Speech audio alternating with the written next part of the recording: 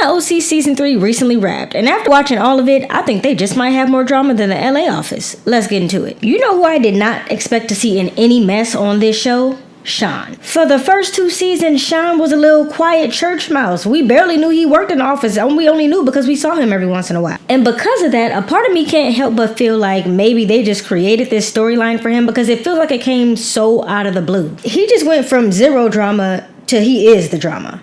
And I just don't see how that naturally happens, but maybe it's been brewing and I just didn't know. Now, as an avid watcher of reality TV, it is my guilty pleasure. I know that whenever someone on one of these reality TV shows says, let's play a game of impersonating somebody else, it always ends up bad. They did the same kind of thing on The Real Housewives. They be doing stuff like this, like let's pretend to be somebody else. It never goes well. It's gonna go left immediately every single time. Because why are you pretending to be somebody else? You only do that if you want to make fun of somebody. So why would Sean, knowing that he hasn't sold a house in the 2 years that he's worked at the O Group, decide to make fun of Tyler for being a silver spoon baby? That's you when we reenact someone in our LA or OC office.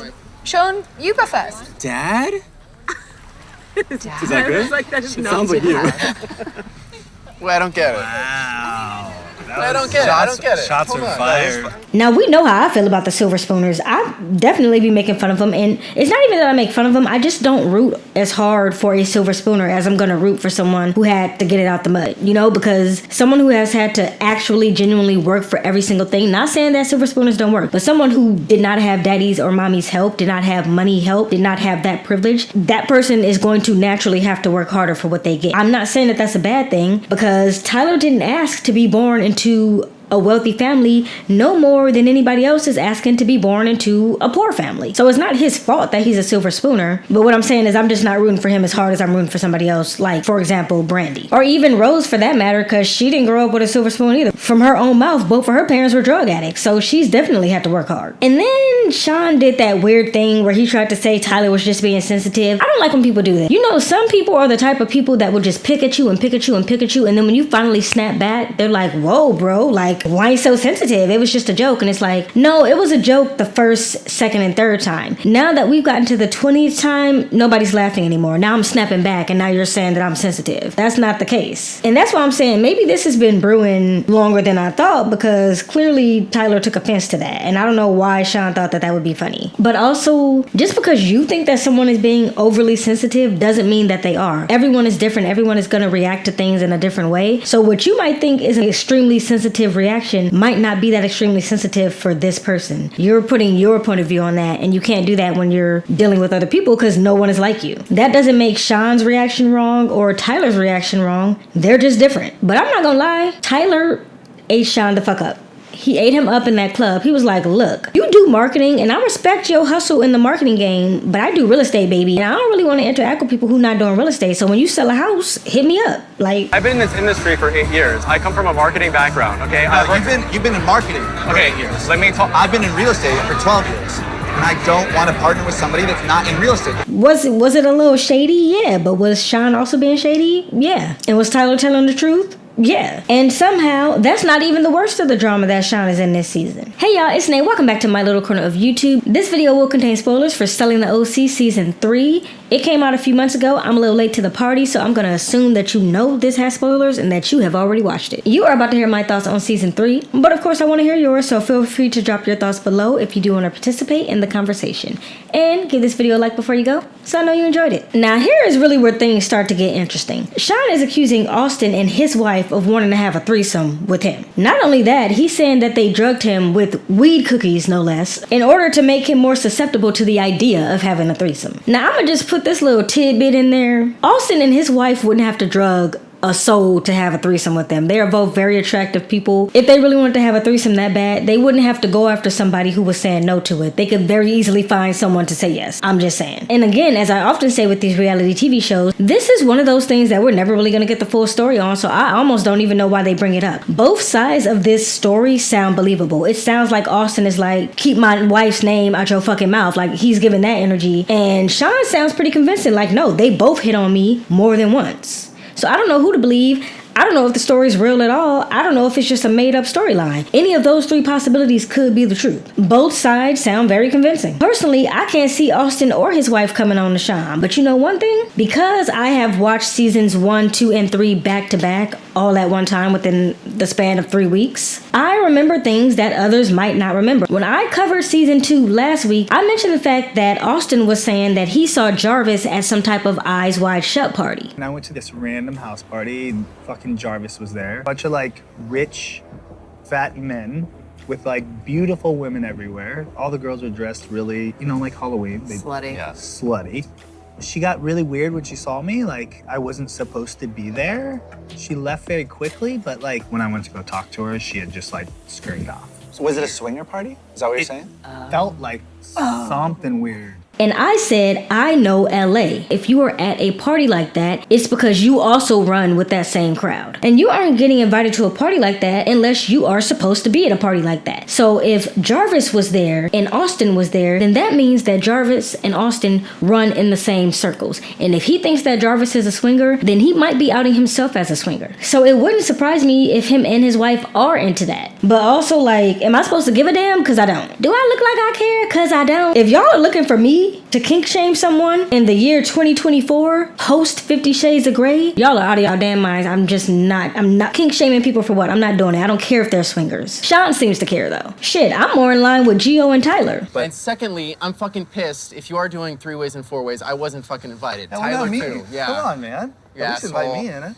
But I understand where Austin is coming from because it's the principle of the matter and it's the reputation of the matter. Like they have said several times over, this is the OC. The OC is small and the OC talks and word spreads. You are putting his reputation at risk because if people do think that he's a swinger and people are going to judge him for that, then he's not going to make money. You taking money out of his kids' mouths. Now, like I said, Sean is implying that Austin and his wife came up to him on more than one occasion to try to sleep with him. He also kind of hinted at the fact that Tyler approached him with something sexual. I guess everybody wants Sean. But when I look at Austin, I feel like I know the type of guy that he is. And when I look at Sean, I also feel like I know the type of guy that he is. Austin was 100% gonna kick his ass. I'm supposed to be mad at that too? No, I'm not mad at that. Sean seems like that annoying kid in school who just instigates. And like I said, he pushes and pushes and pushes. And when you finally snap back, he wants to run and say, look at him, he's attacking me. He is literally the definition of someone who throws rocks and hides their hands. Like, I feel like that is what Sean is doing.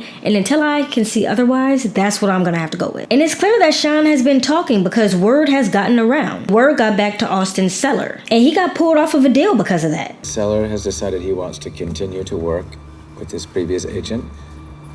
So he does not want you involved in the sale. Did I do something wrong? Is this something I professionally did wrong? I don't really know what's going on behind the scenes. Now, Alex Hall and Tyler are having this whole back and forth. I wish they just get together already. Like, I'm tired of the back and forth. They just can't seem to land on the same page about being together. And I can't lie, the way that the situation is being presented to us, it does seem like Tyler is being inconsistent. And it does seem like he's kind of trying to use Hall as a little bit of a rebound to get over his divorce. Even though I do think he genuinely actually likes her and could potentially have a relationship for her, they just can't get it together. But they very clearly have gotten past the point of caring what other people think because they are sharing very public kisses. Now, Alex talks about wanting a man who is a leader. I like courtship. I like leadership. I want an alpha male. That's what I need in my life. I tend to agree with her, although you gotta be very, and I mean very careful these days asking for an alpha man because you're gonna end up on the wrong side of every single algorithm that there is if you start saying the word alpha man, and I hope I don't end up on the wrong side. Some of these men be cosplaying leaders when in reality they're just controlling men. But that's a conversation for another day. But Alex Hall wants a guy who takes control but is not controlling. And same sis, she's dating this mystery guy and she's saying this guy is perfect on paper. He is everything I want. He books the flight, tells me when to get on it. I can turn my brain off. I don't have to think. But she can't deny the chemistry that she has with Tyler. It's simply unmatched. And it's hindering her from moving forward with this other guy because she knows that there's something there. And she knows that he knows that there's something there. So I hope they get it together by next season. Outside of her love life, Alex Hall was talking shit about Kayla on his podcast. To me, that's neither here nor there because it seems like they both have moved past it. They hugged, they kissed, they made up. I will say though, she said that she forgot that she was talking about Kayla on that podcast. I don't think she forgot. I don't think anybody thinks that she genuinely forgot about that. She just didn't want to get into to it because maybe she was in a different mindset and she should have just said that, because I think that's what it really was. In that moment, she was in the heat of the moment, and she may have very well felt that way about Kayla in that moment, but by the time the podcast came out, she didn't feel that way anymore. She was kind of trying to like backtrack a little bit, but it is what it is. Like I said, they seem to have made up. And truth be told, Kayla doesn't even have time for none of this nonsense because she's too busy trying to sell a $28 million house, baby. You know what? I'm so proud of Kayla. She has come a long way from not even being able to handle a phone call in season 1 to now she's working on a $28 million deal. Now, Gio doesn't think she can do it. And actually, it's a little bit more than that. Gio hopes that it falls through for her, that she can't do it so that he could snatch it up. And part of that reason is because he thinks she's too green, as they like to say. She's too new at it. She's not ready for this. And it is. It's a big deal. It's a lot of money. It's a whole different way that you handle a $28 million